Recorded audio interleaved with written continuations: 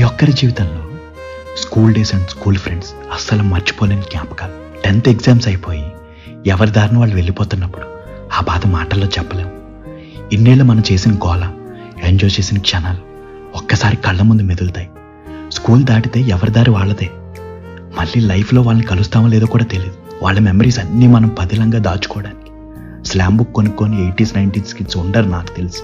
క్లాసులో అంతమంది ఉన్నా స్లామ్ బుక్ పట్టుకుని ఫస్ట్ వెళ్ళేది మన బెస్ట్ ఫ్రెండ్ దగ్గరికి. ఇంకా మన క్రష్ దగ్గరికి వెళ్ళి తన డీటెయిల్స్ తీసుకుంటున్నప్పుడు వెనకాల నుంచి మన ఎదవలు అరిచే అరుపులు, ఆ పిల్ల అన్నీ తెలిసి కూడా ఏం తెలియనట్టు ముసిముసి నవ్వులతో డీటెయిల్స్ ఫిల్ చేయడం, తన ల్యాండ్లైన్ నెంబర్ రాస్తుందా లేదా అని టెన్షన్, ఆ రాసిన మూమెంట్ కొయిడాన్స్లే. ఇంక అబౌట్ మీ దగ్గర మన గురించి ఏం రాస్తుందా అని వెయిట్ చేసి దాన్ని ఫ్రెండ్స్ అందరికీ చూపించి చదువుకోవడం. హైలైట్ ఏంటంటే ఆ స్లామ్లో యాంబిషన్ ఏంటంటే ఒకటి సైంటిస్ట్, ఐఏఎస్ ఇలా చాలా రాసేవాళ్ళు. ఇప్పుడు ఆ స్లామ్ బుక్ బయటికి తీసి అన్నీ చదువుతుంటే ఒక పక్క ఆనందం, ఇంకో పక్క కంట్లో నీళ్లు, గుండెను పట్టుకుని లాగేసినట్టు అనిపిస్తుంది. ఎవరికి వాళ్ళు ఎక్కడో సెటిల్ అయిపోయి ఉంటారు, కొందరు ఎక్కడున్నారో కూడా తెలియదు.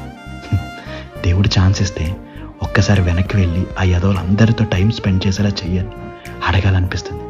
కానీ ఇవేమీ అయ్యో కాదు కాబట్టి ఆ మెమరీస్ని ఇలాగే హార్ట్లో ఎప్పటికీ ఉంచుకుని ముందుకు వెళ్ళడమే కదా.